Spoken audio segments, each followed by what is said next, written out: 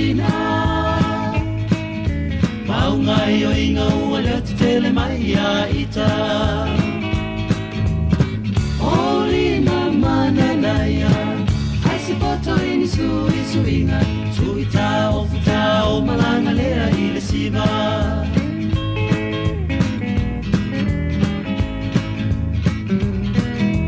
Laki o si tasina te whaia o e mona inga Fonga fia fia e longa foi e te whamisa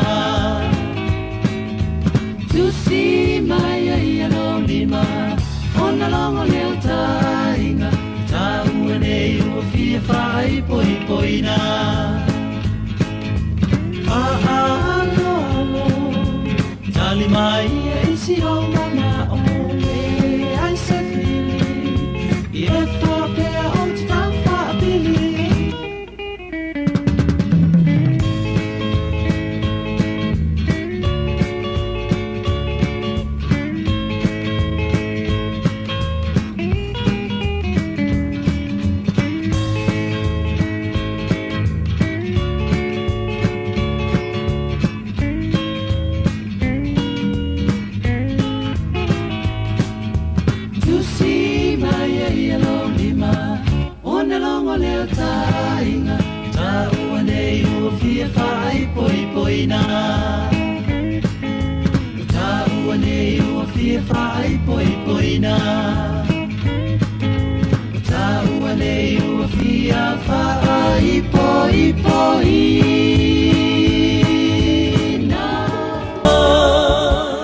Ia, talofa lava, le whaafonga te apua I ai mai se fo'i o le sila mai moa, ma wewa e vanga Samoa le atunu pele I lunga o le upenga te whailangi.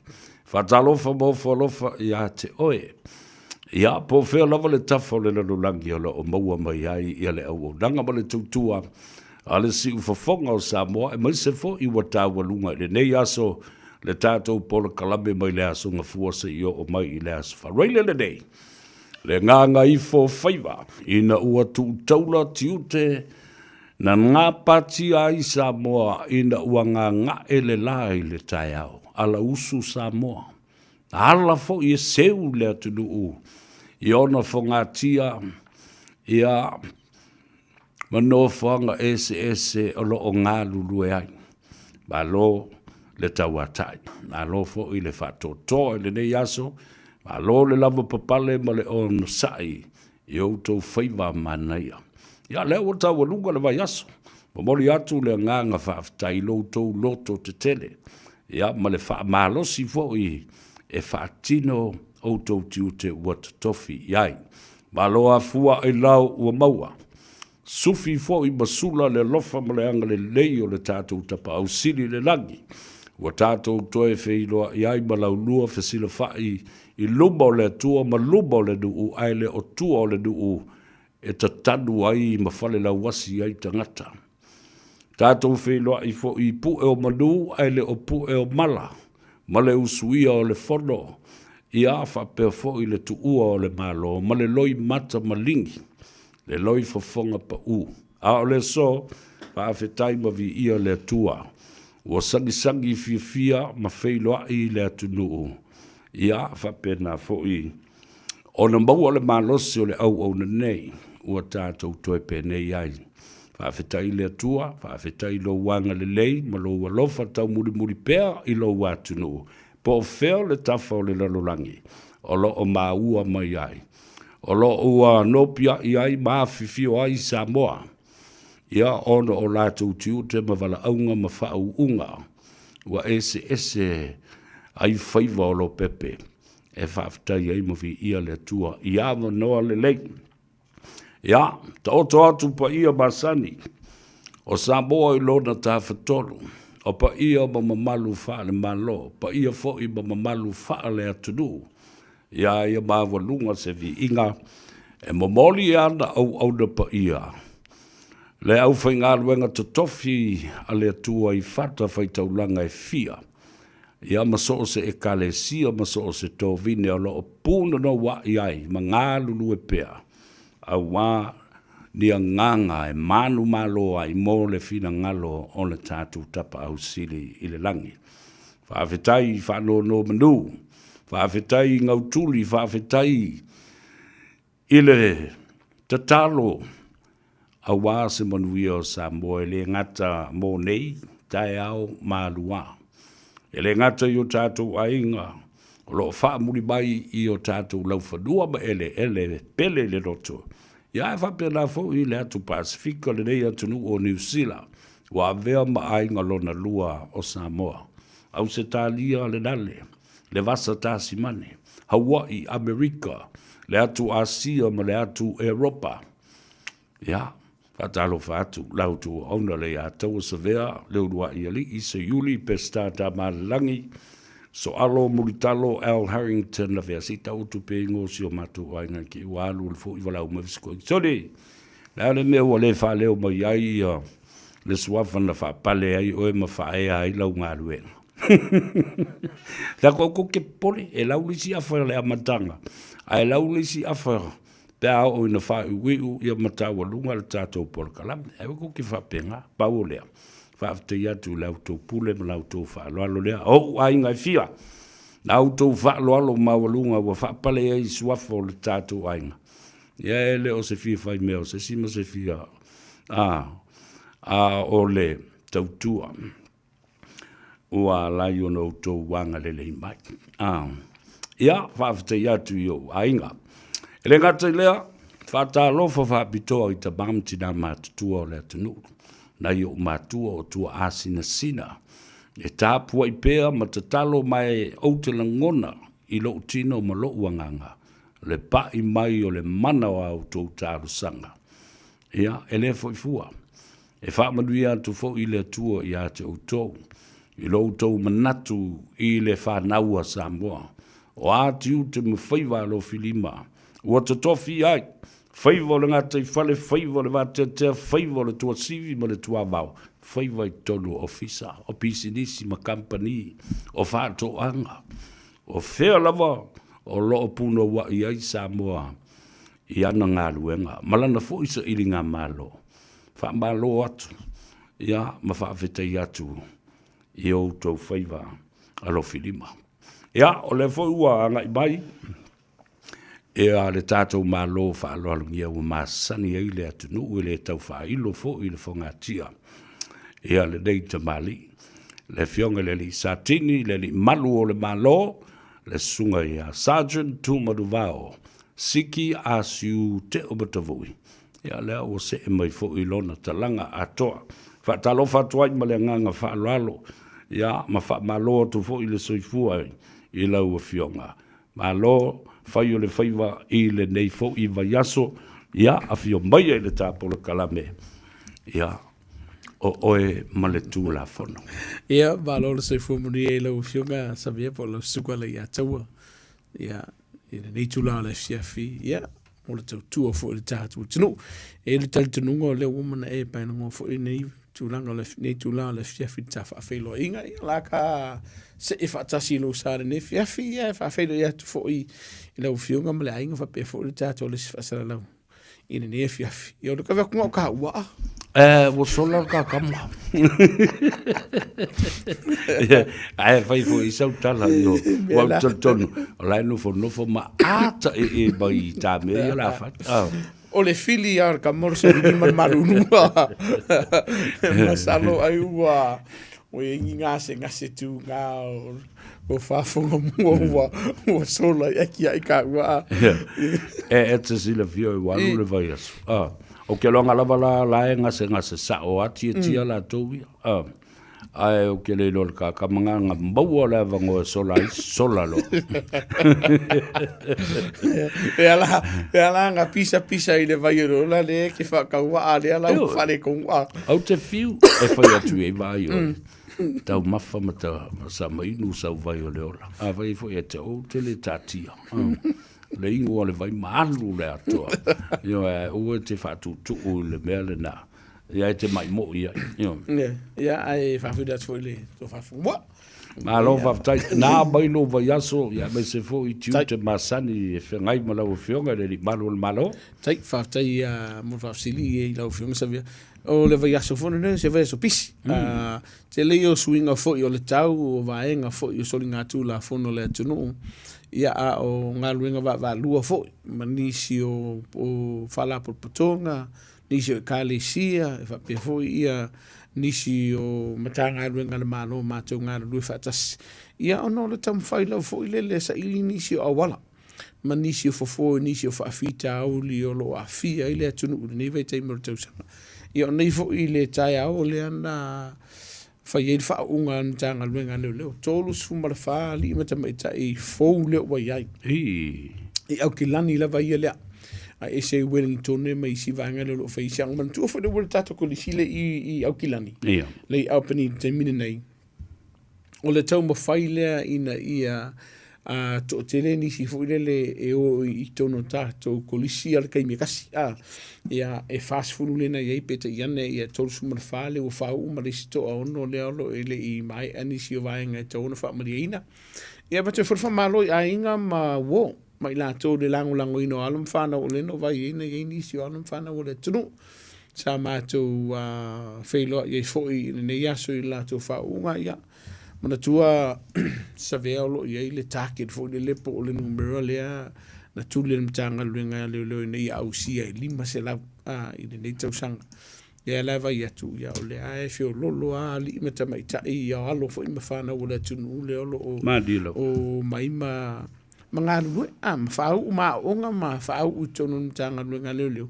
Ia o le wha malo le tātou inga malo la bale lango malo fōi ia le una ia fōi o halo ma whanau. Ia wai o le upumoni asa ve ma whafunga le tu. O ngā ruenga le whaingo fia. Ai e whaingo fia fō. Pe akai doa whaile atunu asa vea. O le silea vaenga. Lea la e pe whānei vai aso. Lea la mātou maafutai fōi mana I usomatu whawhine I o leftu au mana whau. A vei nisi o onga manisi o tole ninga fōi. Le mei matanga luenga se le I tonu lava I o matanga luenga leo. Lava tā pena, tā oso e fōi lato. Ia eli I okuru lu mai. Whailo I mele atunu I lungo tātou o wala te me whatina. Ngā luenga. Ara ni vei aso. Whaisi pisi o ngā luenga le nei aso.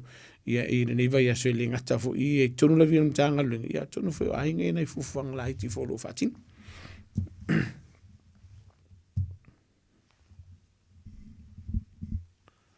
Ene o ngona mai lau, whiunga se vea.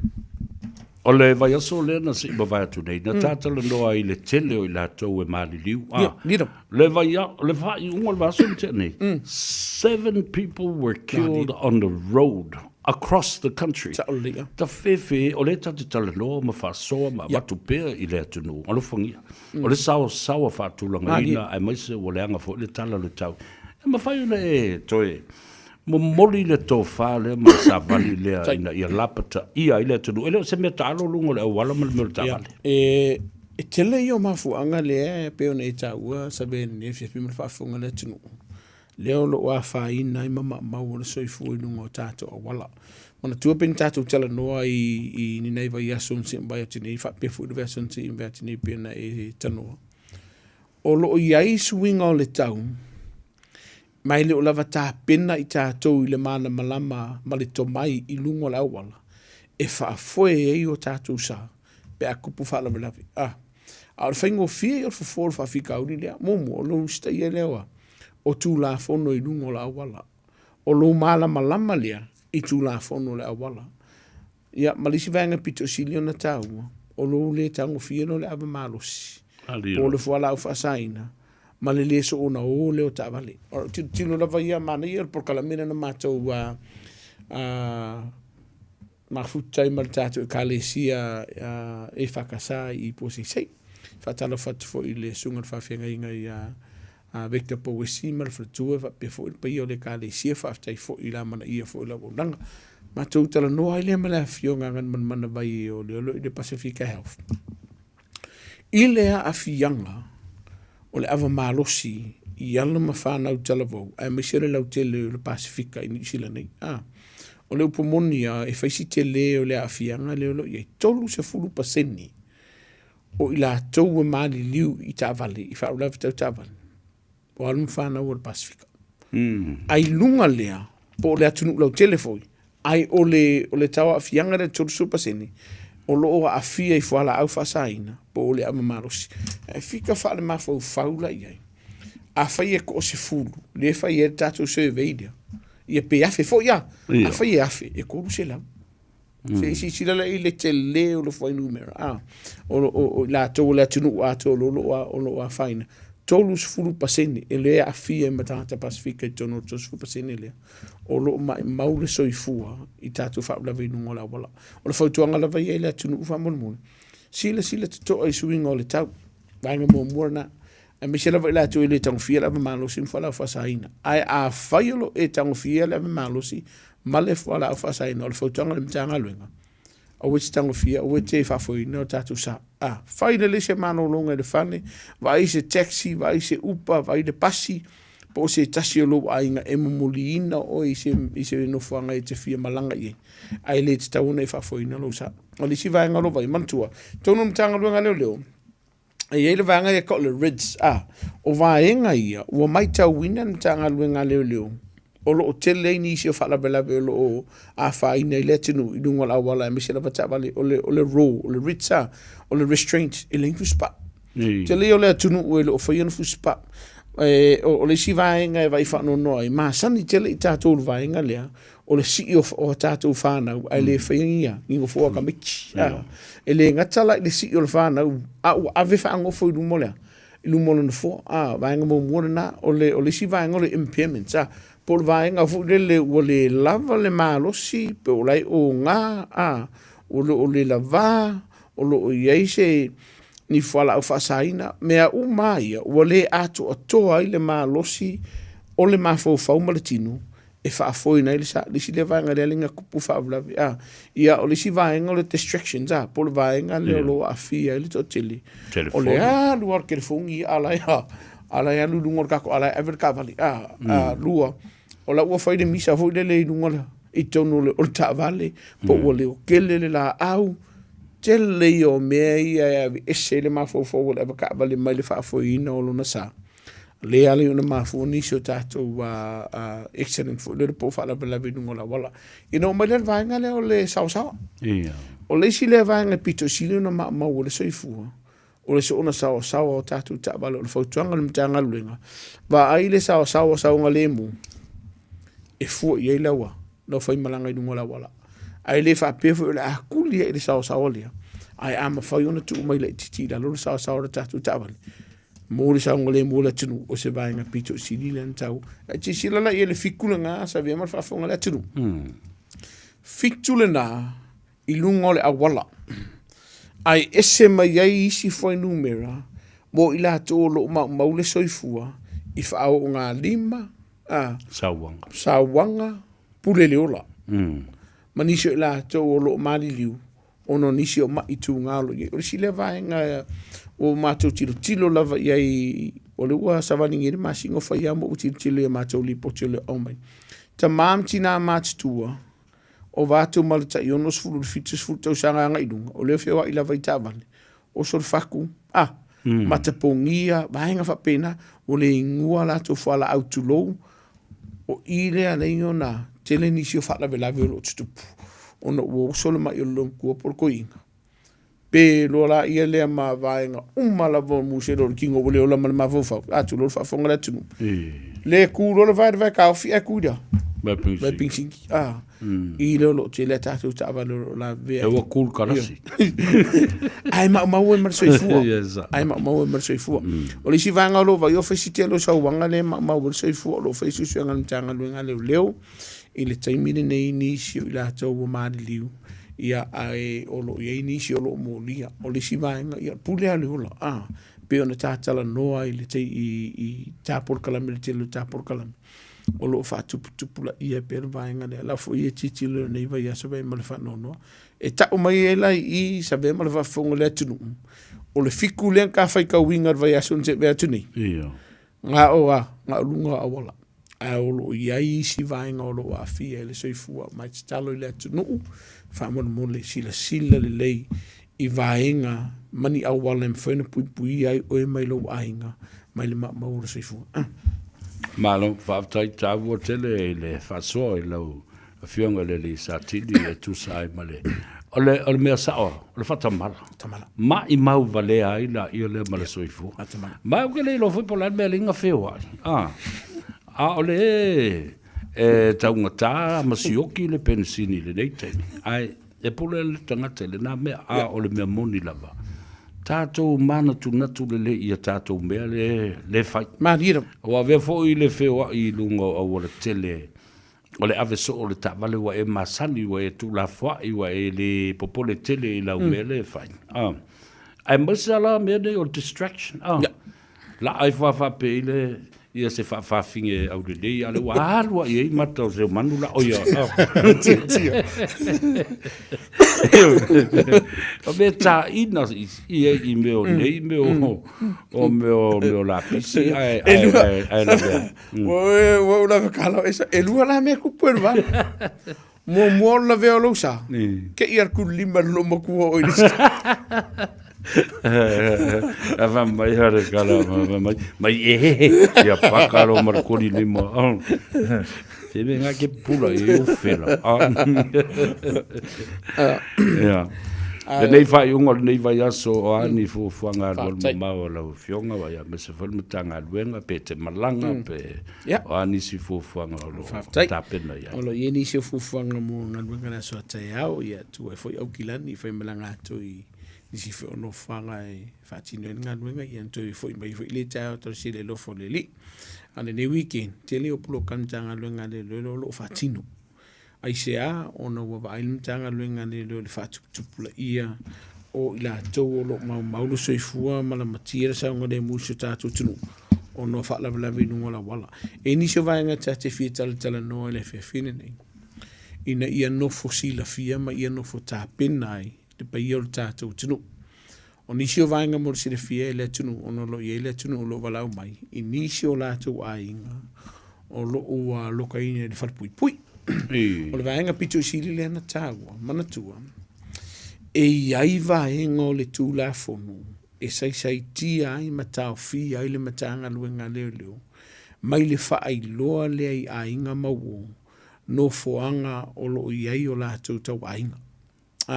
Se tala whateitai o lo iei nisi a whapea akule leo a mai nisi o tātou ainga he mai loka mai fo ilele tulou o no se soli ngā tū la fono po o whea o ieri tangatalia e le ma whai en mtanga luenga leo leo o na whamatala au idi atu le no fuanga o lo iei baua leo ngā luenga when mtanga luenga leo leo muamua o le whai loe atu iate oe po o lai o kei pele ai lua o le whailo atu ia te o se numera e te vidi ina. E siaki po i eide.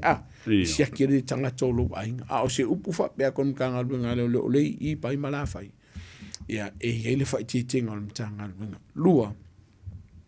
A whai e te vili mara telefoni e sa ili se se o lo ainga. O lau whautuanga, whamona mole. A wara whai ele vaenga e mai mauili taimi. E sili lo wa fio mai pe te susu mai lumo le ofisa. Ma a mai sau ID. Ina ia I loa le lei al matanga luenga leo. O elea lea ke fesili mai. I le tangata lea. Ai se a. E iai vaenga o pole le matanga luenga leo. I le soifua ma le saunga le mua o tangata lea. I ka ngakala e vidi su e mai lungo lea. Lungo le telefoni. O le mafua angala lea mana o mia le matanga luenga. O tau ko ke a fio mai. Ia pe tu tala mai fo I au I lumo le. O le afo lea. O le ofisa o matanga luenga leo. O na maua leo nisi o whamtalanga. Tonu la e ile vaenga le o fite na ia le tonu. E tu tonu lo tangata e tonu al pui. E le o to iai se vaenga ia ina le mtanga luenga leo. Ia le tangata le. O le oi lima ia o ila to o lova. Ia tato Corrections. Corrections. Mana tuala. O le fautuanga la vaia ma le sosoani la tonu. Whaia ke si la fiola o iai si o lo ainga te tonu al pui. E ta tau o na ave sau talo sanga. E te fia feiloa I tangata le peke la kueas. A o le talo sanga lea, e le aiso ngakali e mautinoa pe kalia pele ai. Mana tua o le sidea vaenga. O le taimi e ave le talo sanga lea. o le tangata e lua la vaenga, a fai e le mana na o lava le whamsinonga e whelo, le tangata le sisi.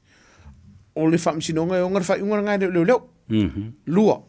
A fai e talia, ai a e whamsinonga, ma le matanga lunga wharpui pui, ai a vatu le tangata leo lo wainga, ai le manga oi. Ia, marini la ia le whenga kupu bainga le, e iai le ai a te tau i la tōlo i te tonu o tātou wharpui pui. Pe mawhainga o ako lako inga wa i la tau pe le hai. O le vaenga la nai wha manulu o toi le turu. A whairo o le kalinga, e le lasi si vaenga mwhena, o na whaia na tanga luenga le lo. Le si vaenga, ia si la fia le tunu. E lau walunga i matanga luenga nei ala malo, le soifua malo lo ina o i la tau ne pe a whi ini ngā se ngasi alo i ai. La iai fo mai ko kongo sila, ma sila vai sila i tono mtanga lunga lu. Se i mo koe fo i merka ko sila, a o i fat pui pui. O lo iai la to e vai, o la ui la vai fautuanga, a whai i se vaenga te mana mia, a ua leo o iai le malo si anga o lau apalai. Ia, ka penga sau tarusanga se lo ia, o i la to ne whaina so soani ate. Oi, ka ko mai mai ka ko sila. Ia, e le to e pōmala e sa vea malfa afonga le tunu. O lo o iai nisi o le tātou tunu e tere na loka mea tātou sela nei, o le ata pena e toi whaafo i Samoa. Le upu whaafengo fie, o le la koe ki po ki Samoa. E mawhai o na e sau du mo le tātou sela. Ma e talosanga, e te fie whailoa i se si o lo wainga. Ai le i malanga ese. Ai le ai fo i se whaamaoninga, pe se kalimauku, pe talia, pe le kadia.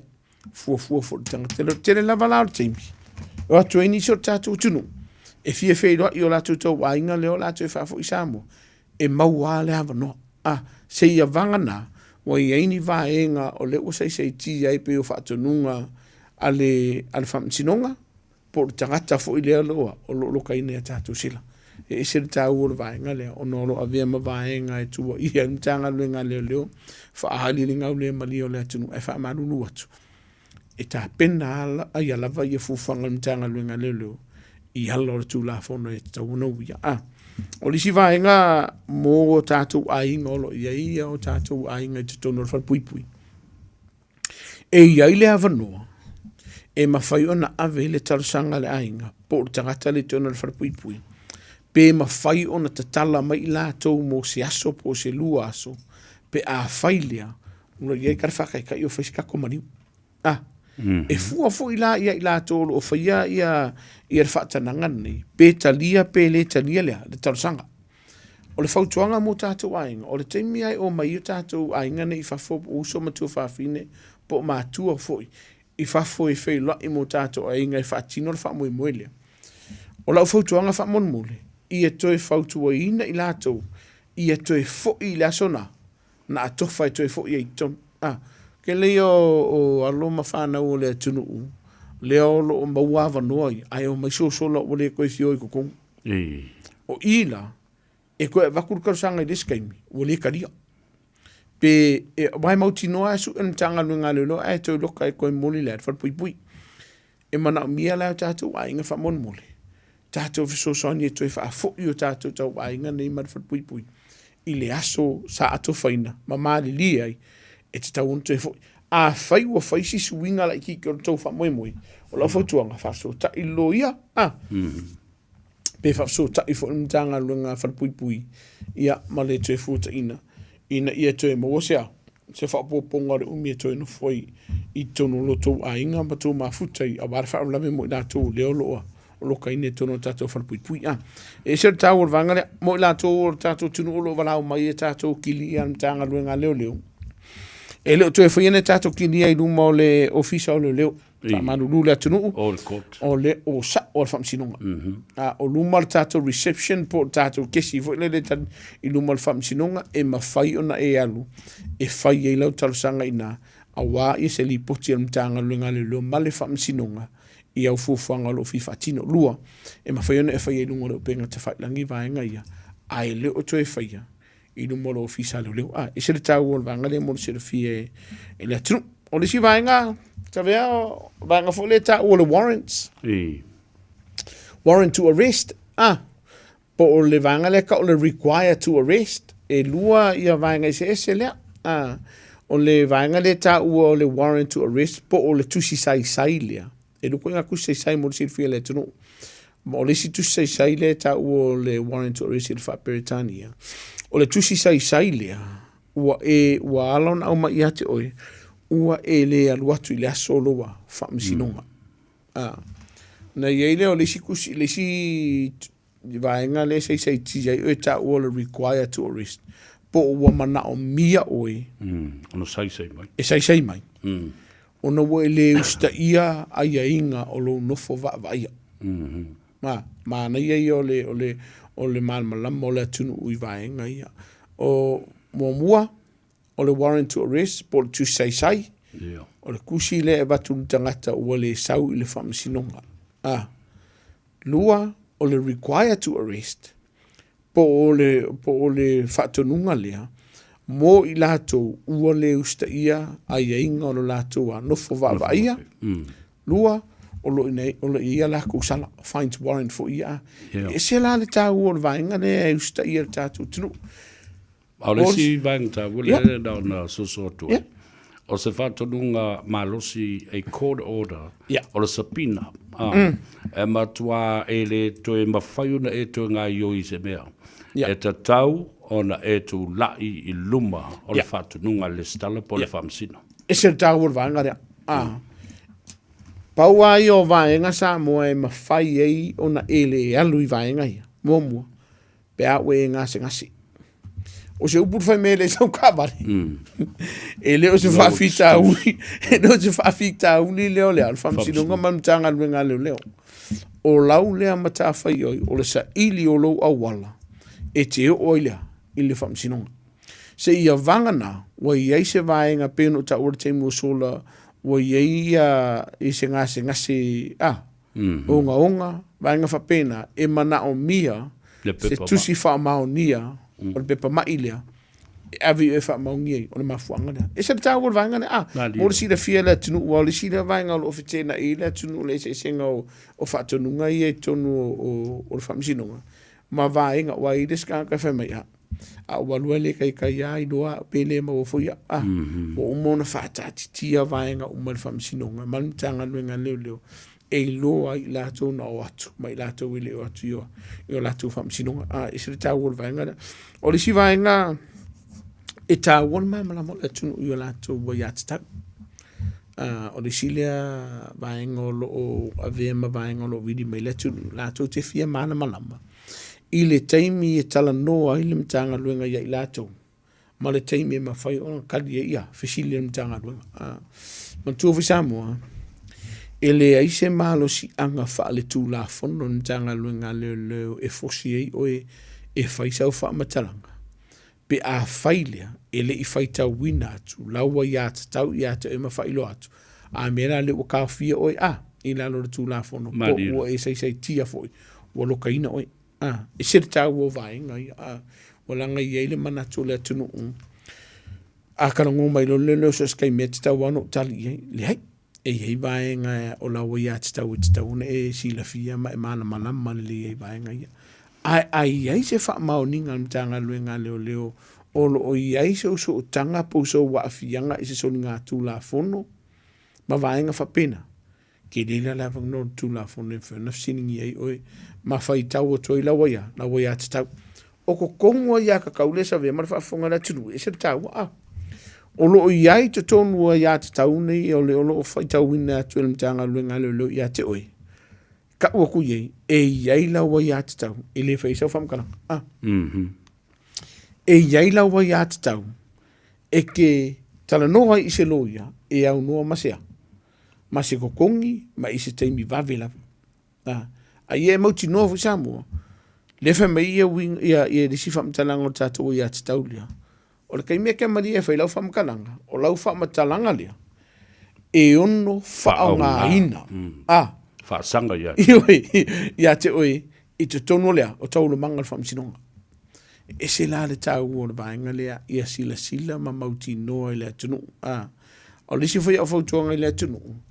A whai wa i aise wha mauninga na tanga luenga leo ma se masalo mianga, mauti tū. O sa e whai e se sori ngā tū la whono maolo e a whiai. mkanga luenga lelo e whaiola tua. Whaiola tu tiuti. E mawhai ona e whina wina nisi o vaenga I lumolea. Lumol whamsinunga. E se tau ona I vaenga I wai. O vaenga leo no wala o meila tunu ufule le wai pe iris kaimi pe whisi whewhewhe o lea kungu ue. E tali atu ele e matanga luenga. Pe ale mana malama. E iai a vaenga. Na fua e sira fia lau fionga sa vea. E iai vaenga I tatau au na ia. Tali. Ona I tali. Yo. E mai so wham tananga patino I atu oe. Ia awa ine e talapelo ma mislead information. Ma lira. O le sila na vaenga. Wai o le sila vaenga o tēnen se tia le tunu. O le ave o wha maunga se le matanga luenga leo leo. E winga I loa tangata. Ke mia e whautau atu I laua I atu tau I loa e wha maunia ia nisi o sori ngā tūla whono, ma nisi o vaenga le a fiai. Fesili lon matanga luenga leo I o wha maunga. O lo suafa a koa. O lo wasa soifua. O lau tu atusi. E iai I lalo vaenga o le tūla whono le malusi angal matanga luenga leo e loka ina e mamoria. Momua. Pe a e le tau sa o ina loa. Tau suafa. Lua. Pe a e pepelo ma e wha o ngā ina ni wha mamungo se tasi. Inga ia, kam whainga ia sama ia. Te leo vaenga ia te tau na sila fia e lea tunu. Ina ne isai tia lea tunu I nisi o vaenga o tūla whono. Savea. Ma lo whaptai ta ua tele ia nei ma ta upolo tātou talanoa ma whaasua iai. Lapata iai ia le tātou atu. Awa, e siri atu lo file mu ma e ngungu. Nai lo o lo whaamatala o se whaamatalanga se. Ia ma ta ua tuai ia whaamatalanga e patino I sistanga tale oi, o lo whaangaina e le tulafono fo I Amerika le mele na e ta o le Fifth Amendment. E le mawhai e o na tautala pe whaia se whaamtalanga se vangana o yeise lo I autafa o le tangata lea ua molia. Ia o na whaangale o le lato vaenga le namale ia tau le tulafono ma le whaavae o le Fifth Amendment pe o na taua I lau whianga le malo. E taua lo mana malama. E taua fo lo sa ilia se fesosoani. Iela. Ai kele I whaia nisi o tūlanga. Pe o le vaenga le e au ngā tato porkalame. Ina ia toi wha manatu I le atunu. Laua ia te tau I le taimea. E whaatino I ngā luenga a li matamaita I o le mta ngā luenga leo. E se fo I le taua lo fesilingia. O le numera le leo le e leo inga lo whamtalanga kako mele ta o le QID le I o la tutau. E iai laua ia te tau e te fesilingia I o la tu so whama e manumera nei. E iai le taimi sa vea wha mole si le fia le tunu. E wha I te teni si o le mta ngā luenga leo e watu o la tu suafa. O no lo la tu saunga le mu. Fesili molea. Le ID, e tātou QID leo lo iai o vaenga ia e mawhai ona maua ai e mtanga luenga leo tangata te ito tasi. E ona ia fwai numere mana tau lo. Lisi vaenga tāua. Wakako ke whewhi ngau. A saula sa lai le whetau I malau sila. Ma e sila fia le o sao. Whingau. E se le tāua le vaenga le. O eki kawa e kokongi o ngā wai e se mafu fau ia o e mua. Ia ko ia iau kare la wa finga nge ki o ka whainga. A whai e te sila fia e oe I lou wha maoni o lo sa o lau finau. Ave, e o le mon mawina le atunu. O lo walau mai. Nisi o whautuanga lo watu le atunu e fsosani fo I nisi o lato sala sa ave mtanga. Wala upo moni I sabe. E sasi fo mtanga luenga whatino ino lato ngā luenga I taimi. E le ato o toa I pelea, whaatino ino lau au nanga. A o lau whingau, e toi wha manatu o ili mitanga luenga leo. E ka kauhaunga, o na toi wha aleleia, ia vaenga o lau au nanga la mai. Whaititelo tatu ta avale fo e le fia kukun kanga luenga leo, le nei bai aso o mbai. Ai wa avea lea vaenga ma vaenga ua la matia, ili saunga le mu o le atunu. O le whautuanga wha mole a wheke sila fia ua Yesu sasi. Kūnu makanga luenga leo. E se tau o le vaenga lea. A whaeke sila fia ua uma pepar kako ka vale. Se kūpean makanga luenga leo. Au manatua. E te lei o le vaenga e avatua. Ile sala mtanga luenga leo. Ai ai ma vaenga. E tu ua vanoa i ake oi. A le lusu malvalu aso e limas fuluono aso. Misi lava tatu pepai o tatu ta vale. O le registration ma le warrant of fitness. E tā ua lo ku o mai le matanga luenga le leo faise kou kala a vaku lau sala kalosanga iai ku mai se avango e mawhai la e matanga luenga le leo na vatu lewa no o vaenga la nei e taune e sirifia e lafo aku lau sala a e tilo i le sala o loo iai le lusu malvalu aso po le 5 aso e tatau o na whaare le iai le vaenga le mawhai le pepalia a umalonga whai a veloia Crystal. Ave le skala umana kenso lo matatoa matato sala a ele faia a pasi maso ya ma e madia na ie ko kongi la sala e se la ta o va fa si pisa la wala le fa fi nei la veia mai tau o fa si sabili o le pisi o la wala fa mo le mole sa mo a non le mulu sa fu le sa o ile i swing o le tau o lo iai Awal sa ngole mu o le lautili. O fa pe o foto ka valenga so nga doitia. A ve pe la fa mo sa ngole mu o e malu ainga. Mali lautili. E o ki fiva ve o lo fa ka ko ki o mai le wati. Al vaenga pitu silin tau. E o tatu tau no mal sa ngole mu o tatu ainga lo fa terme. Malo va te tele la fionga le malo le malo.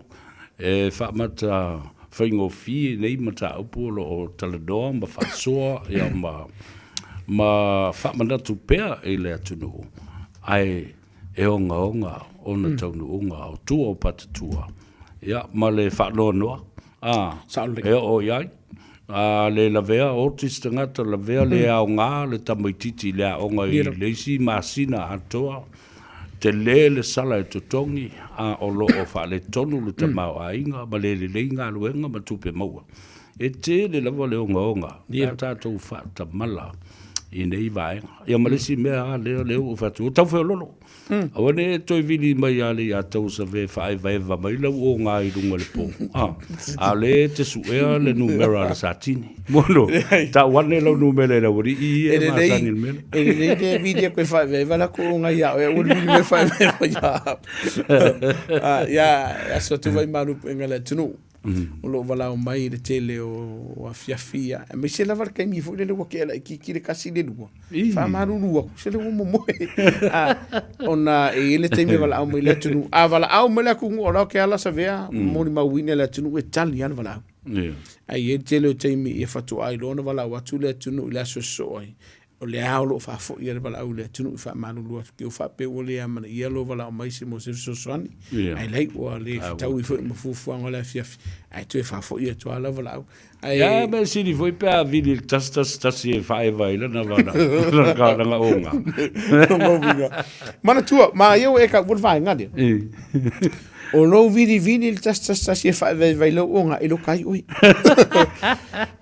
o le ubumoni ana o le whaasalangana i lo wha mai mawina o teimio mtanga ma le wha o hase i no tato telefoni io e wha maruru i le atinu ai e mawala amano so steimi wa moni mawina le atinu i le sosani fo i le whatau waa o lo sosani le atinu so lava se teimi e wala o mai o lo avano e tani wala o e wha moni moni e le whaing pepa malanga ia mai le mawari pepa whainga ruenga ia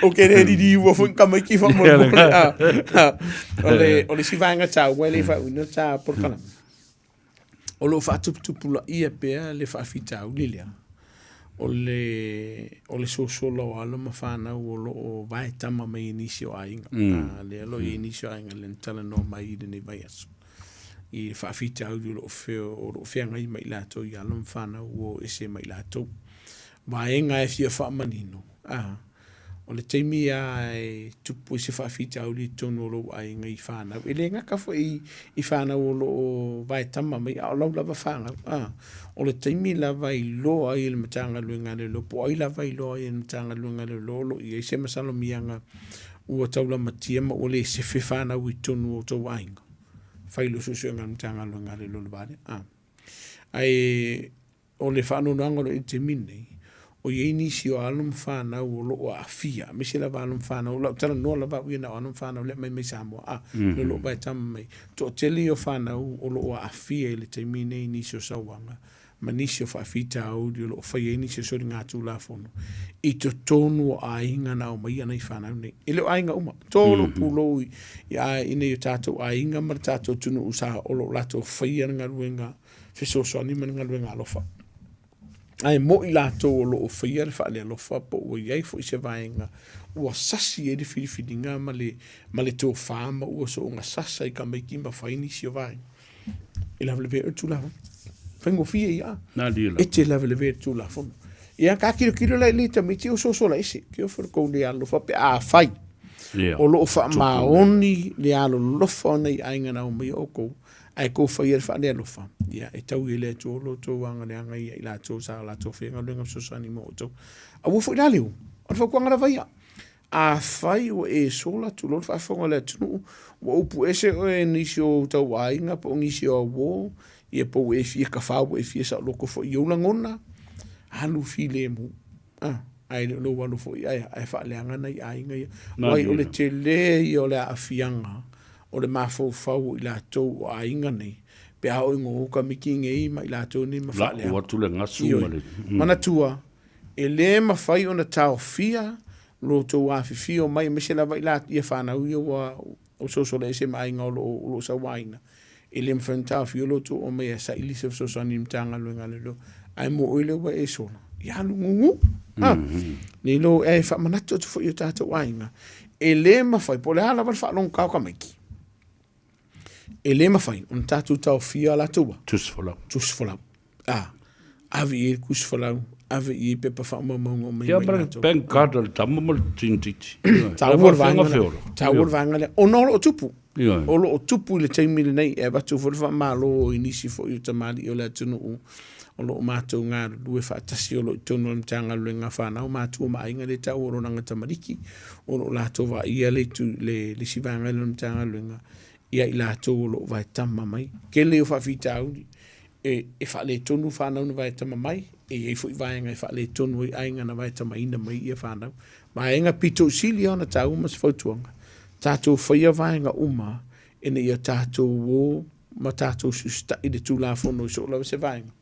Ani se vaenga e pole Whaingo fie I o vaenga ane fiafi. Ia moli whaafteila o fionga sa vea. Whaapere tātou alis whasala lau. Ia mora tātou avano wha aureas whaleleo te tasi mora tātou porkalame o e mara tūlafono. Mara tua tātou numero masani. O le tasi. Ma wani tanga luenga leo so lava se vaenga. I se whaolau whafose o lo tupu te mini nei. O le tasi o lima ma wani tanga luenga leo I le telefoni. Po le penga te whailangi. E lipo ti ai so lava se vaenga. E le o se whaolau whafose. O lua tasi. Tasi o valu Faiva. E le Faiva vaila o ngā. Ai te wala au mai e le ufatau va I se vaenga. E te fia malama I vaenga o le tūlafono. Malawa ia te tau whamanuia le atua I fufuanga le tātua tunu. Mo le atolo whanga le whionga vau tua wha pe whato whine a aivi ma le ainga lii.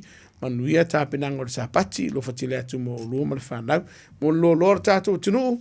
Whamanuia le atua I fufuanga le new weekend. O sauninga fo I o le weekend la tā pena atu iai.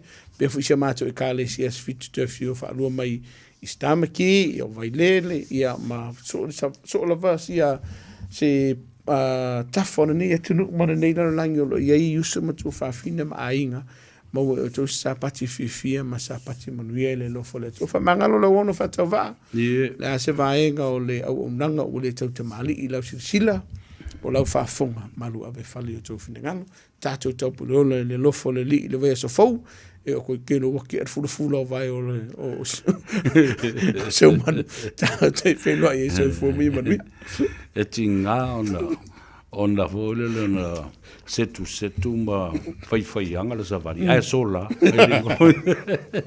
Kone ngō. Ria tele lau fionga e li malo malo.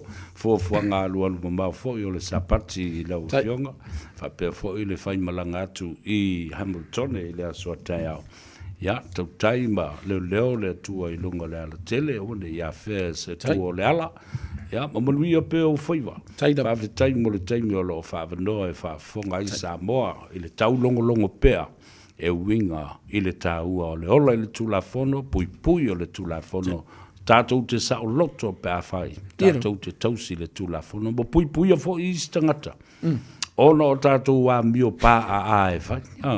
pui fo tātou mai a mi o pa ai sori e la tangata i le tulafono ma le tātou wai a tatau. Ai, o la tātou wō i a tātou telefou i vai whanua, whaafitai lau fionga e le malo le malo tātou wheloa i pēr ma te atu le soifua i le vai a sofou, wha soifua i o vai manuia. In this update, the race to find survivors in Venezuela after yesterday's twin earthquakes. Magnitude 7.2 and 7.5 quakes shook the capital, Caracas, less than a minute apart, causing widespread damage. 235 have been killed and thousands are injured or missing.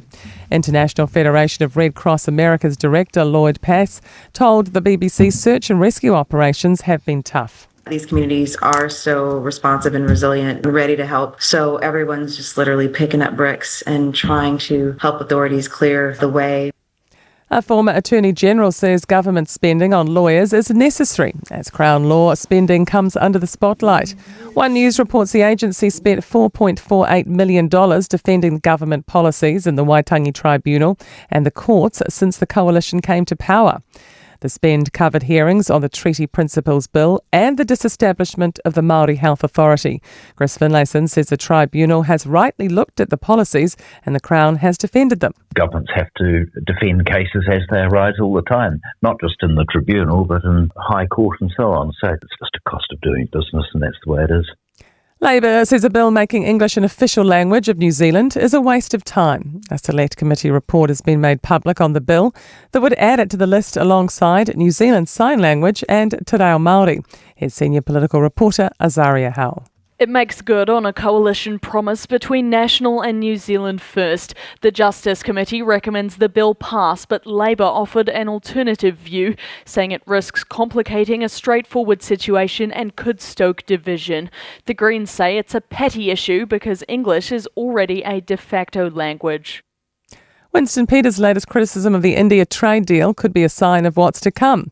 The New Zealand First leader accused National of covertly introducing a stricter criteria for Indian migrants after previously saying the immigration settings were too generous. But Trade Minister Todd McClay rejects the claims. Senior political correspondent Barry Soper says it's blatant politicking. And that's news.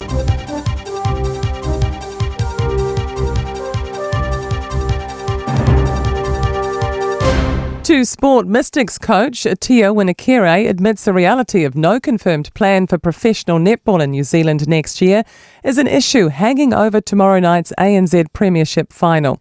The Auckland side are hosting the Southern Steel in the 2026 decider, a win making her the competition joint's most successful coach. While lifting the trophy is Winakere's first priority, she's concerned the next crop of silver ferns will be cut off without a professional pathway secured beyond tomorrow night. And the Socceroos have secured a spot in the Football World Cup round of 32 after a 0-0 draw with Paraguay in San Francisco. The USA have topped Group D despite a 3-2 loss to Turkey in Los Angeles. That's sport. I'm Wendy Petrie. Ua na ole Radio Samoa se furulima iwa toru a mo e tautuaina o e ilaungangana fitu aso le vai aso.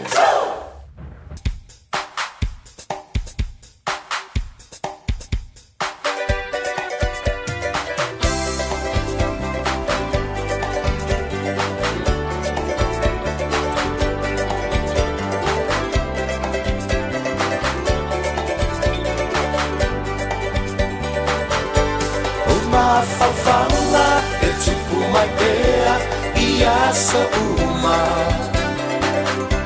le fia fatasi le fia vai ia o esunga lo usei la urosai e sili le manomi la tifa imoana la utaimane watasi lava sa o sa ili o sa vai ma tutuila a uale ai se lo sa matala o te tauina taluai lo una tai ila upenina o folina e tu mai dea io uma Fafanga e tupu mai pea ia so uma le fia fatasi le fia vai ia o suma lo usei la urosai e sili le manomi la tifa i moana la utaimane watasi lava uta ua upu awe tamusu nei moa molulu le mafutanga nei ave ave fasele mutu e mana tua i Solomona na paui le alofa le fia fatasi ma oe le pele ia so uma o ma fafanga e tupu mai pea ia so uma le fia fatasi le fia vai ia oe suma lo useie la urosai e sili le manomi la tifa i moana la utaimane watasi lava Samoa oe la urosai fai mai e sautala o oli ai se isi awani o ita watasi ta umaya o so manatsu betel o famoni mana tua e tata toma se yo o leoti o ma fafanga e tupu mai bea ia so uma le fia fatasi le fia vai ia o suma lo useie la urosai e sili le manomi la tifa i moana la utaimane watasi lava o ma fafanga e tupu le nā whawhiawhianga su I whiwhiloi o le manawa o ngā luenga ma le ngā Gagaifo Faiva ma le tu taulo tiute sa ngā pātia I le atunu I le nei as whareile. Ia ma le nei fo I vai aso a toa, tātou tū la lata e le whai ungo le vai aso. Ia whapea fo I le aso tōna I a tai ao, ia ma le ua amata fo I le sapati o le kālesia. Aso fitu o le toe a fio whaalua mai. O le ali whaolo Jesu Keriso, ma mori e tuai mo moonga le lei, I le fionga le li satini, le sunga ya tūmanu vau, Sergeant tūmanu vau, a siki a siu, ia ma le whamuimuanga fo I o nisi o malu o le malo o New Zealand, I le malanga atu I taupo I le aso a tai ao. Ia mo nisi fo I fuafuanga I le wha le atini o le au nanga ma le tautua, le malu o malo o leo I New Zealand nei, ai o le tāhua. Ia o loo mawalunga ai le au nanga ma le tautua le tele o tama whanau o le atunu o nisi o tamali I o uso matua whawhine o loo iai tonu o le police force, police department, o isi o detectives, o isi o satini sinia ma satini. Ia ma whaululunga fo I pe o nao o iai ia le sunga ia whata whanene. O le superintendent, ia ma isi fo I o inspectors, ma isi fo I tūlanga maululunga. O tō whinga I tonu o le matanga luenga o leo, le fo I tā ua tō whā I alo le Pasifika na whā u le Neiva Yaso, Police Academy I lunga I Aukilani nei. Sa whiawhianga sili le nā, o lo iai le sao tā ua tele o Samoa mana tama whanau I le matanga luenga o leo I New Zealand nei. E le ngatala I le matanga luenga o leo. E whapena fo I le matanga luenga o le soifua toi fuata ina. The Corrections Department. E le ngata le na o le vaenga o le aufuimu. O lo iai fo I alo matama whanau o Samoa I nā li matamai tai. Ai maise fo I o paramedics. St. John's. Hatora petara ia ma le whaalampu putonga le nā, leo lo o whaia le nei ngā luenga tā ua tele o le la veai. Ia pole ulua I Fesoswani. First aid, paramedics, sons and daughters of Samoa and the Pacific in St. John's Ambulance and Association as well, with the Ministry of Health. Matanga luenga le soifua malaloi al nala o luatu. Ia whauru whafofo I le tātou malo le li isatini. Ia mawha manui atu lana whainga malanga. Manisi o malu o le malo I le aso ataya. Ia malana sa pati fo. Tā ua tele le nei au nanga o lo whaia I vai aso uma. O le wha manantu pēr ia te oema I tātou uma. O le tā ua o le ola I le tūla whono. Pui puia fo I tātou le tūla whono. Tātou te ola sa uloto pe a tātou tausisia. Mausi ta ia le tūla whono. Pui puia I istangata. Mai a I tātou. Pui fo I tātou. Mai winga pā a ao isi fo I tangata. Na e alu e whai mesa ui puti. Ua whai lava si malu lu tele. O le mea ua o iai I le tala o le tau I New Zealand nei. Ia o winga masani ana o Aotearoa. Sau fo ia le tau malulu. Ma mai fo I ona whainga tā. O le fulu maisi ngase e asosi I le malulu tele o le tau o le nei atenu. Ia. E o folofa tuai I nai te mamtina mātutua o tau I o lo ngafa. Ma le vaai o nai o tātou mātua. Ia mai se fo I le whanau la iti e le I ho I le aonga. Pei o le vasenga lea o tangata. E whaingo fie tele o nā afia. E ngase o le tau malulu. The most vulnerable age group, the young ones that haven't attended school or preschool yet, and then, of course, the elderly that we look after them in our homes. Ia whapena fo I whale o tangata mātutua. Watu la le wha malo ma le whaafitai I a te utou leo lo whia ma ta pena ina le loto I whale. O le waai o nai o tātou te mā ma tina mātutua. Ia le ngata I tonu o whale. Ia ma mauta malawa. Ia e whapena fo I mauta ngase ma whale o tangata mātua. Malo whaafitai ia ngā luenga le lei. E le pua o le langi.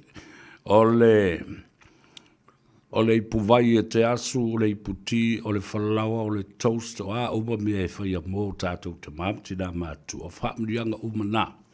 Se mai le whatalofa ia I lātou I lunga le tātou apia wholinga.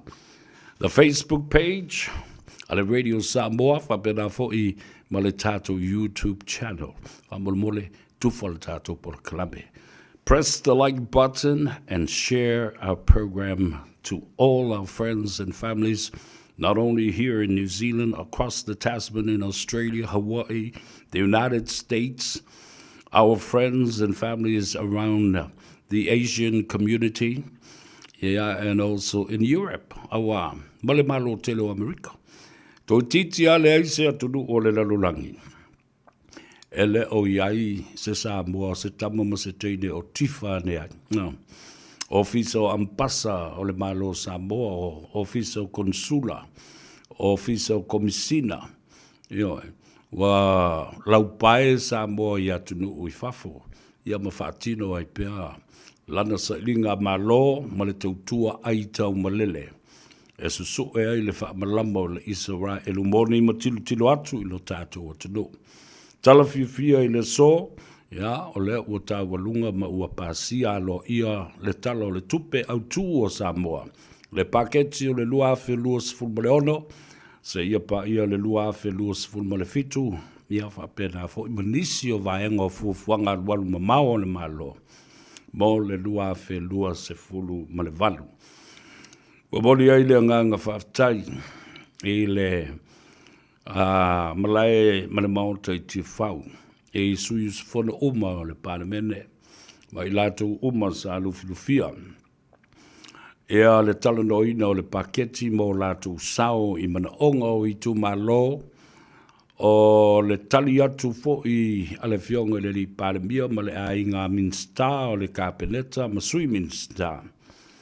Wha amari ina le wha longo, ma ua langona I fo I tino matangi le lei, I le whasoa le malo I le nei tausanga. Ia I le ngata fo I lea, o le wha moe moe I tupe fua. Ina ia ao malu mai manongi o ia seleni. Ina ia mawhai o na ausia e whaatino ai le wha moe moe, ai mai se fo I o le tala whaatatau au tū o le tupe.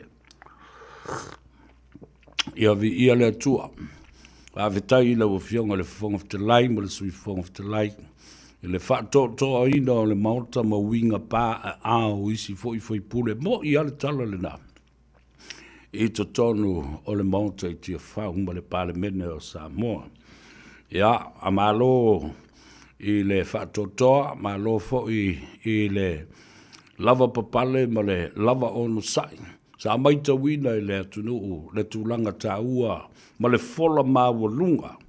Na o I ai le whaato whala inga le fionga le fonga ftelai. Ma ia tu uawa noa ai I sui usfono uma le mauta. Tale ai se whaapito au ngafa wa peitai. E ai le teimi a o loa ina tali le malo. O le tali muli fo I le nā. E ta oto ai pāanga. Malango tonu ai ia se whinaunga. O lo au mai. E ai le whinaunga sa o le fia e whaalongolongo I ai o te ino ai ma ti ngāta linga mamata e vava ai atu. I le talano ina o le mata upu matula whono nei. O whanua. E le ngātanga, I le valus 40% o whanua o le atunuu o whanua o mia whaaleanga nuu. O whanua tau Samoa, ma le lua se 40% o whanua o mia saoloto. Whanua tau papalangi. Aia o tilo matoe tepa I tua. I le tausanga lua afe ma le valu leo o le na whaatula I mai le tula whono leo le LTRA, Land Transformation Registration Act. E alano ino le mata upule na, leanga na mafua o na whaatanga ina le Asian Development Bank, ADB, e whai ma sponsor I le tūsia o le tūla whono le nā. Ua whaatanga I whanua whaaleanga nuu. O na lisi ma le stala ma toi lisi I nātu. I nisi o tangata whaipisi nisi mai whafo atu o Samoa. E o mai investor. I whanua I o le atunu ma whaatu e la tau pisi nisi. Ai se a. Tasi moe. Le aunga nā lai o na whaia le LTRA lua afe ma le valu. Ona o le tele o aita alafu o Samoa. Simple. Io, e le masese o lauri e sau finau mai whapea o le mkwa pelo al ngā mea ngā mai le atou sa whea. Yes. Tua sa o le tala lea vatu. Nā e tō te sila fia le lei. A se sila lai le lua afe ma le valu. O le ala alusful valu tau sanga le matua o le leiti o le dei a le Radio Samoa. Na o mai ai le tō wha I le tula whale ali. Ia fiu mata ese Elisara. Lea na mata le noa I lunga lea la leo le nei ma le mafua anga na lai. O na whaatu le tula whono le nā. Ina ia whaatanga I watele tatu o I talafu matupe na lo na loan mai. Peno no mai. I whare tupe tele leo Asia. The Asian Development Bank. Lea lawa o malitai au le nei. Lea lava o lo pese a tupe lau o fionga le li pārmia marimin star. Lea o toi tu uma whanua o le tunu ui lalo. O le matanga luenga fau lea o iai nei. O le matanga luenga whanua ma ele mafua ngā whanua. Whai le mea tatau. Ioe. Whai le mea tatau e le tatau o na toi whaia whapea whanua o le tunu. Whafo I whanua o le tunu. O whanua whaaleanga nu o le nā ua umana tongi le telo ai tālafu pe a whai. Ua uma ia tātou ai tālafu wa le mea lea na tūlai mai. Fitu le walu tausanga wale ma whai e Samoa ona toi whaia se ai tālafu mai whale tupe te tele and financial institutions, big, huge financial institutions internationally outside of Samoa. IMF, World Bank, Asian Development Bank, China, Europa. Iwe, nana lai, wa sopo loa i le tūlanga e whaatatau iai ai tā lafu male mā losi o Samoa e mawhai ai o na lātou to tongi ina.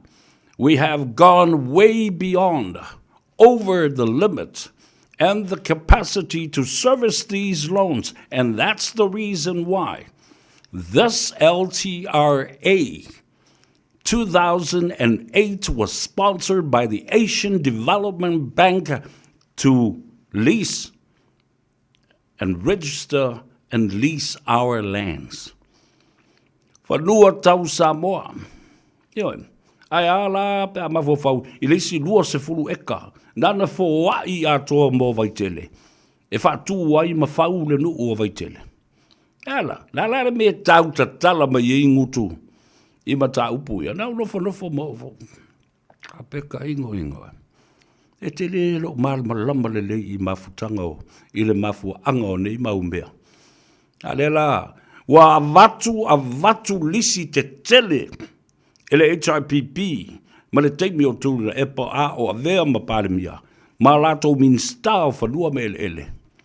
Le ana tele nei, tui titi tofu, salasi, whapena fo le MCO. Sa o ma iai tu ainga ele o le tunu e fai ele pule o ana le tu lai mai le fast ele fai se tu la fono e au mai iai ele le tunu i lalo le fa malu e tas. Fa longo le. Io lai no fo fa longo fa be wa ka. E wa ko langa mai fo ele li le mata pule nei. Ai sao. E ta tau ona sila to to i ele malo le te mile nei wa uti ele o le tunu. Tolu afe mono tupu. Talo sanga wai lima o le minsta, ma le minsta lango o ele mafua ngā whanua le tunu. Aisea, ta alo mawhatiu tala loa le whaingo nei lisi le mawhau. Na ave ele malo i ta ngata nei o alato wō ma ta ngata e masani ai. Wā. Awatu tai se lau eka tai lima sifuru ia eka. Tusi pepelo mai o whātoanga mā tina e ba meo le a whātu ai. Aia, sauri wefa lei se mena whaia. E a watu ia i la tau nei. Le aini a tina e le aini whātoanga ma ni mea na whaia ai. Ai tā ngofi tangata nei sub-lease, toi vai, subdivision, subdivide.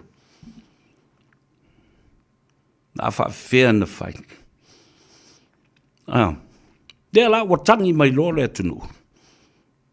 Whawhitai la uli.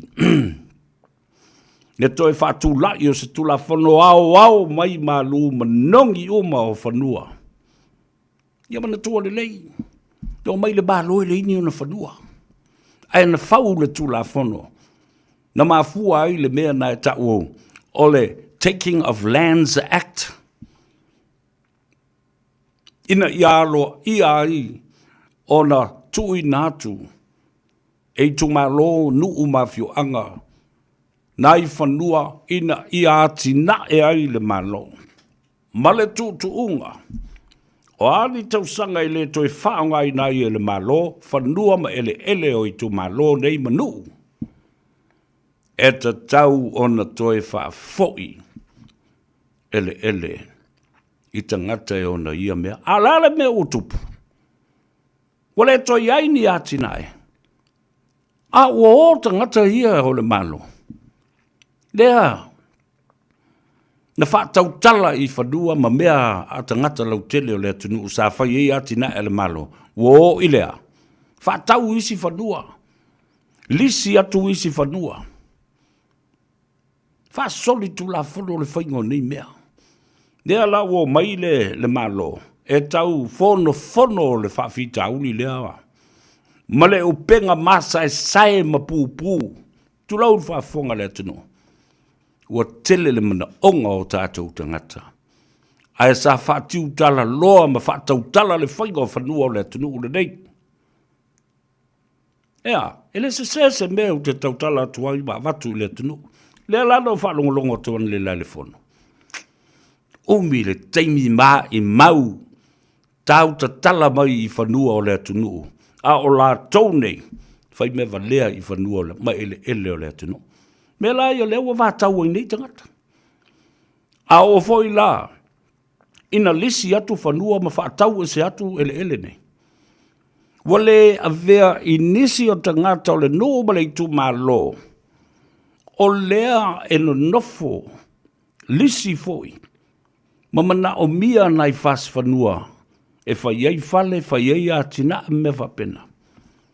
Wale atu I natu I tangata o le nuu e ona ia ele nei. Aya, wa ave I tangata ese. No maile I o tangata ese na. Whatutu o lato fale ma osi o lato.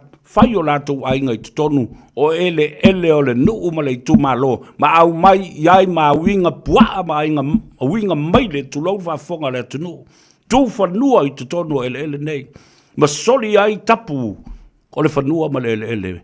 Ma tu la fono o le nuu ma le itu malo. Mea na le na tu lai mai nei. Leu tu whafonga tu nei iai.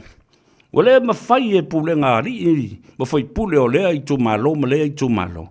Ona tau whaawasenga mi o pua atangata I e whai tonu o lato ele.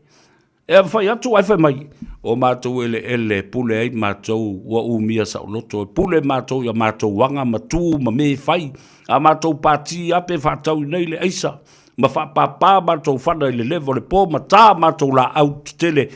Ele ma whai aina ma moe le nu. Pule mātou ilo mātou ele. O tau se sila iai. O tau sila I le amatanga o mea leanga I e tu lai mai tonu nu. E la ua, tau ma whai e whono atu. Ma tau fō atu ma tā upu nei. O mai tangata ese. No foia ele. Sa mamalu. I le pūlenga ali I ma whai pule. Aia. Whātau ese atu le malo. Isi tangata ese. O mai lia mai o lato winga leanga nai. Tonu o whanua ma ele. A longo atu leo e whamai pule ale a inga lato ia. Nango lato mea tō tino o le whanua umia sa loto. You see, ladies and gentlemen and friends and families, the core issue here and the start of all these social problems within the constituency in the district. It's from the land. It's from the pieces of land owned and belongs. These properties belong to the people of the land.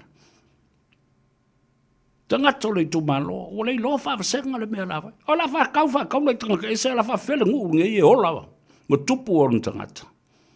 Ta lucia o fa fonga ma e le minsta upu nei a watu.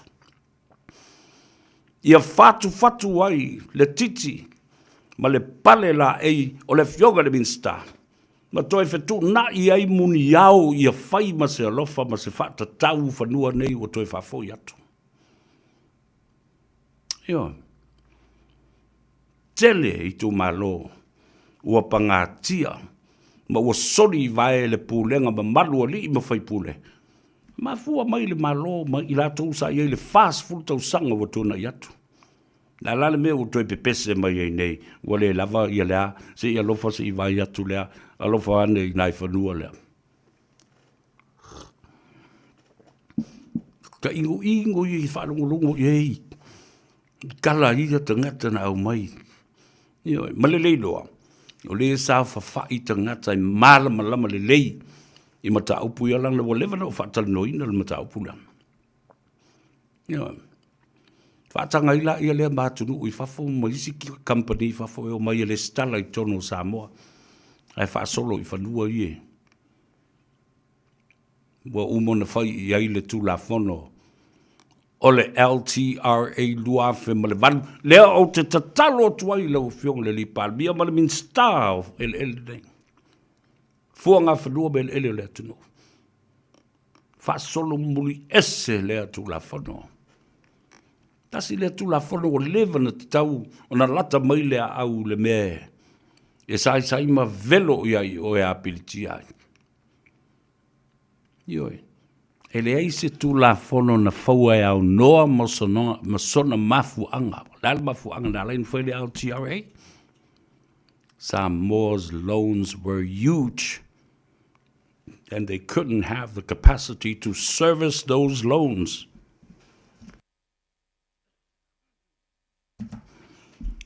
E moi foi loa maleata, le liu ane loe whaile tu la fono. E ave wha malosi ai whanua, wha leanga nuu, ole atu nuu. Ta ino e.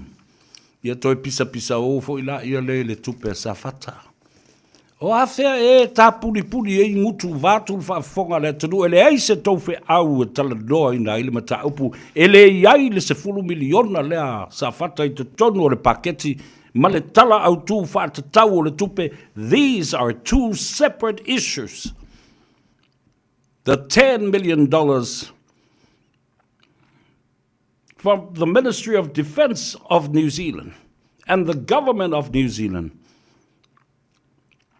is a separate issue and separate cash, money, and accounts from the $1.25 billion of the budget of Samoa. Ai fi e lava pole ale fi au. Ioi, tala no so oila u maratali atu le. La kof ya alevena, na matua ya alevena. La tau fi au. Na lava kof fi au ku kalango so o ai demu. O le mea le na le o man ta oto mai o la wa. Wa fio tu ya e ta pena la na whainga panota. Ila so se fulu o i lai. Aya, wa uma, o na wha mauti noa ma wha mautu. O nei bata upu wha ti ngātalinga. Ai o amo mai, mo le iloni me tala no iai i o mai, toso mai le matau. Mai o tusi mai sa fata, i le media propaganda le ala wali ia. Ia o mai ilunga malimongi la kou o mai ai mafono toe. Lo tea le ngo oringi maka upu o le tupe sa fata. La uman tari atu le minsta. Le se tau fe au. Pule le malo ma le la tau fe utunga inga. Ua umana te a mai le tupe. E ono miliona mai a New Zealand. A wha li liu le tala Samoa se fulu miliona. A o leo o toi avatu le malo le isi miliona e wha se fulu ma le tasi miliona e le tupe sa fata. Ina ia fo i e vai. Ele original amount le sa iai e tasi le afe, tasi le se lau. Mō tangata uma mai se pepe whātua a whanau rei. Ti ia o se tangata ua matua o siri atu le se lau tau sanga le matua o lona saifua. Ia le nala ia. Wha moe atu ai ia le pato le nāmata upu la tau ia. Mai, e te tau ai foi ona sila fia ele awali ia ala laivara va lea fo ele tupa safata. Ele I umai I negotiations. Ele I umai I le dialogue and the conversation between the two countries. New Zealand ma Samoa. Aisea. Tau te leo whaia ni whaatala noanga. Ele o tau o ni minstao ma ta upu o le vai fafo. Lea se ei ma fio le fionga le li pare mia o lana ma tafa yoi le na. Io. Asi sila ye. Ua peia o minstafo I matangata latu te whaia whiutanga inga ma tala noanga ma tau atu iai e New Zealand le mea o le awhai. Negotiations will never end because why? Because the national interest and the effect, the impact on the environment of Samoa is huge and much more bigger issue than you think. Ioe, nale umi e ile vai I, e telefo I vaenga o le a fia ai. A le oso maili mongi la kouia mono mai ai I fa mai e tau ona tufa se tupe mole atunu ato. Au e. Fide mu o ele si vale sau pa ulea I tono motu lou le tofi fale ata. Tala no atu le si fale ata I le mea le nai tu lai tono le tatu I tō malo a toa whale a tatasi lua tolu ma le wha. Io, talo whai I le tō wha ma le whautanga e te tau ona momoli I se fola māua lunga o tō titilo iai.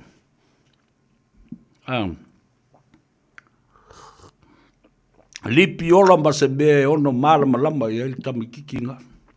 Nā ta noa tu e whapena. Taimi uma, nā le whātāsina so se taimi e tua lunga. A le awa avau e saksake, a sau fo I upu le ngutu e le matua le I loa. Fai se tala e tu lou ai e whapoi, vānganga, I lona tu la I tono le mauta. A o se upu fo I le tāpua inga le tu malo. Nā le whatasina lava le mea le whai, talo whai le tu malo. Ia male, lui a le tau I whafo. O lea. Fia tautō, fia whaise la whatautonga. Nā mō le whaisa o le paremia. Leo se I mai le paremia whaasanga I mata. Wali e lau fionga le whonga te lai te fia tula I atu esese au mata upu leo te watu ai. Langa leo umana whai atu lau tala I lunga leo penga te whai langi. Le la ua whei loa I le taimi le nei ma le paremia. Rauli, sa whaska whakaukonga. Ai ua mā sangi ai. Wa tele vave tele I lumo le tamaititi ati ai lona I. Wa tilo fia ma ua mā sangi ai le vava ai. Male mai moa, male mai tau o le atunu o whaitofa.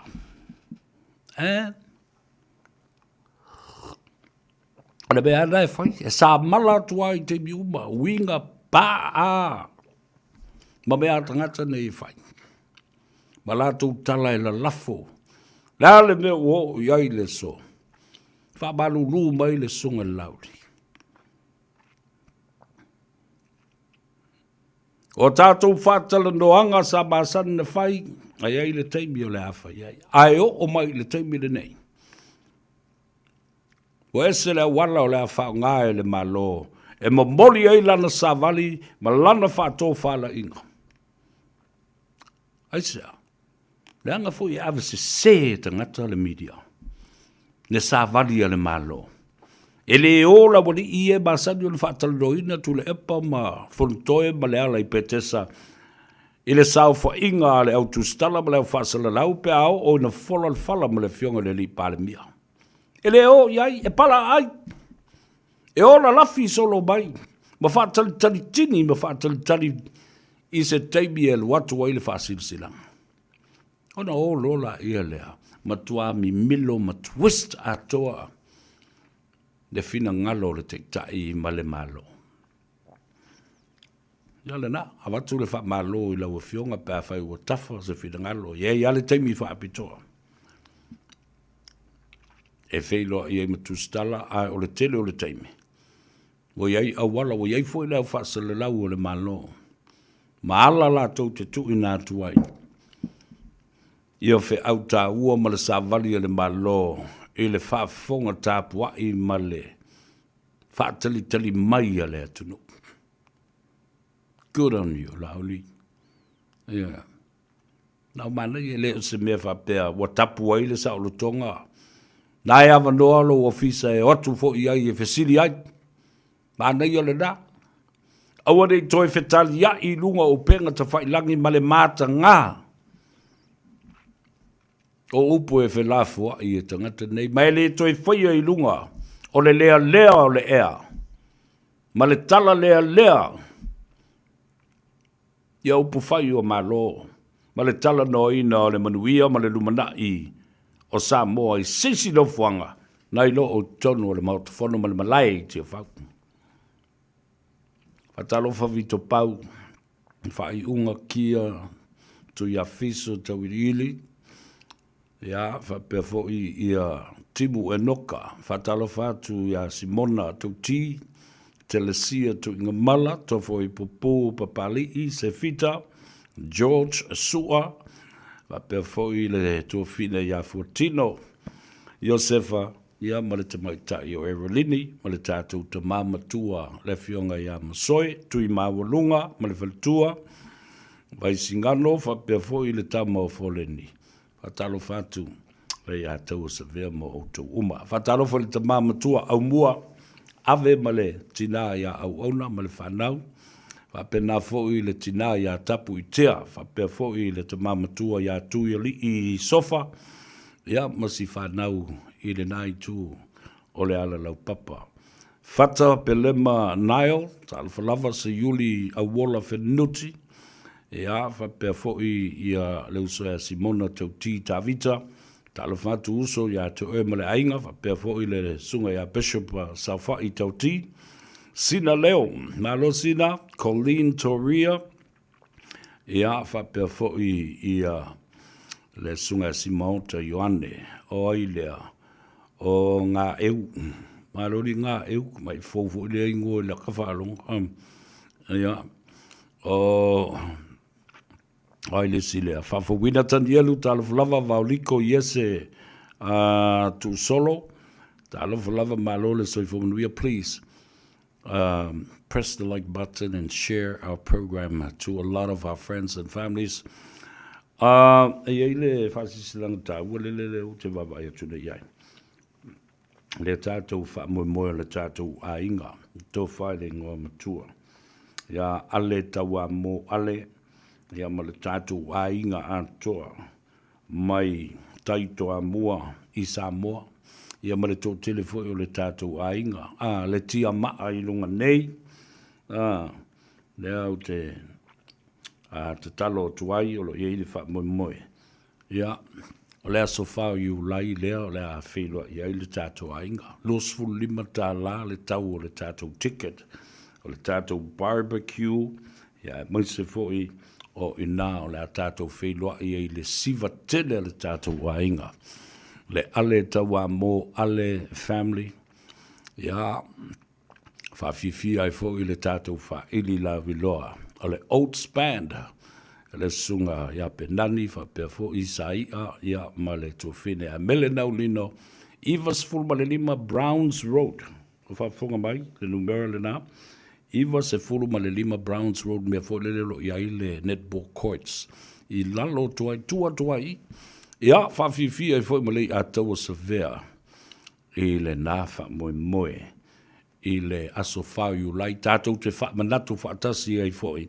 Ma le tūtō tasi o le malo tele o Amerika. A toa iai le lua se lau 5 se fulu tausanga. Talu o na tūtō tasi le malo tele o Amerika. Mai pūlenga Peltania o tō wawaila le powerful o Peltania sa i le nāwaita. Ai whamulu mole ele ma se tike te whātau o le whaloloa. O e whātau o le whaitoa. E te watu a fui o e mawatu lau. Tai o lau mea inu. Bring your own drinks. Ai wala uifo ia le te mai tai ia leo a niu. Lila manga nā. I le olu o tasi, fitu valu o, tolu tasi o. Olu o tasi, fitu valu o, tolu tasi o. Ia oene I masau atu e whapea o e whaatau se ticket I le whaitoa. Ai wale ai se ticket. Luosu 5 tā la ma le barbecue te leke le lava. E ke ai papa kiu whasanga mai papa kiu pingi oi. Ea, ai le ngata lai le nā. O le tātou whamoe moe lea. Mo le whionga le tumaitai. O le whaipule whaolioli. O le tofi whaolioli. Ia, le whionga le tofa ia te vanga. Esther tofi lau. Whamoe moe le nā. I le Manhattan Event Center, o le nofuanga fole le tui Samoa Convention Center, Event Center, le tui Samoa I le aso ataiao. Le aso ataiao, ia, le awhiloa. Ia 5 se fulu tā la le tau o le ticket. 5 se fulu tā la le tau o le ticket, o le tātou tā penanga le nā. Tātou te oa ia momoli ia le tofa ia te vanga. Le toi tau whanua le mali toa Esther Tofilau. I le maotafono ma le pale mene o New Zealand I lalo o le fua a le fionga ia vasa manaia Winston Peters le te tai o le New Zealand First. A whafoka mai fo I so se tawhalawa o New Zealand. Le tō tele o tātou tangata Samoa, le o sui le ala fua. O tātou wanga I ai, a whai wa fiu tātou e sa ili se manuia mai le leipa, sa ili se manuia mai nisi, le o tātou tangi atu. I le green, tali mai le green, ai anga I mai I Winston Peters, lango ina, ia le whinaunga lea. Mō tangata mātutua ma le tātou sitseni. Ia teu lau mawhauwhau ina ia mawalunga stulanga o le tātou tua whine ma le tamaitai o le tofi whauriori le nā I le maotafono ma le pale mene I lalo le whaamalu o le pāti whauwhau New Zealand First a le alula mantua o I Avondale a manureu o leo tūlai mai le tātou sui le ia te vanga Esther Tofilau ia o le aso gafua, le aso ono Iulai. Le tātou asong fua le masani o na whai e Weymouth. O I nā o le apoto ai moli futi afu tas. Tātou wheiloa I umai ma le vaenga o le Asa Foundation ia a mese foi. O le tātou vaenga o le vasenga o ta mamti nā mātua. Le tā ua nei o le whaliu nei le la. Na tua la le tātou asong fua le nā pati le tātou ava. Tātou walo foi. E le tūlanga alo ia o mai fo I o le council ia manisi fo I o le pati whauwhai o Minster o le vaenga whauwhai o le pati o le New Zealand First ia ma whaalawi lo le tūlanga o le ata vai I o le tātou tua whine ia o le asii le whala o Samoa I le whaletui. Si foi ma le sā fulau o Samoa I le ngata I whale. Tā pena e fulau. Ioe, te uilo ma fufau. E lua au palota. Le itu malo manureua.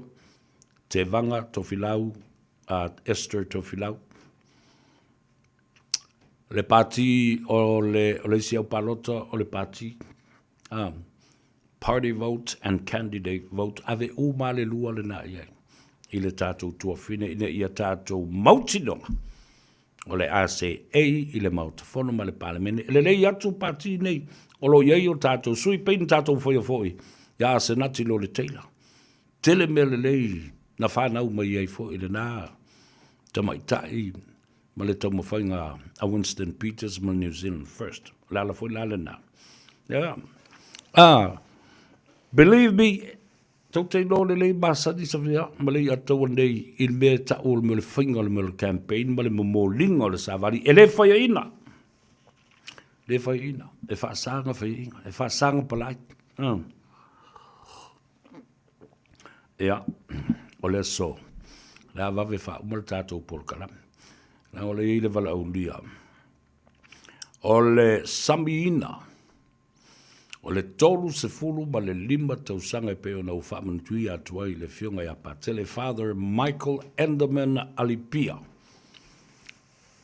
Tolu se fulu ma le lima tausanga o wha maoni e le vaai ma se seno lana vaai ma wha sepa sepa ma wha si wapa lana pupula I se tamaitai. Na o le tua lava ma Yesu ke viso ma le ngang sa I luma o le patele.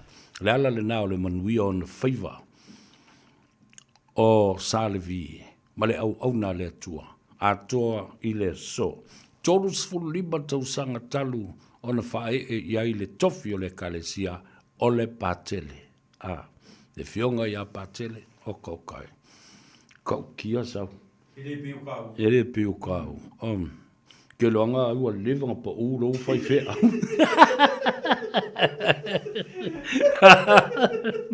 Ere au ngā ia ka ua sole kofi.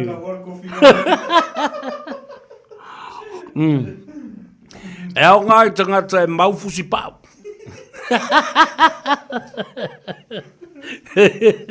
Ere makangkanga ngofie ia fusi pa o masipi o kamasao ia tala o le suanga le vatele o le nganga whaaftai i le atua i lana whaatau tainga o le wholaunga o le fionga ia patele mau tonu fo i tele ia le ngau a o le ala sa ui mai ai o ala tui ai na whaasino o ala ia mauli o tātou ainga.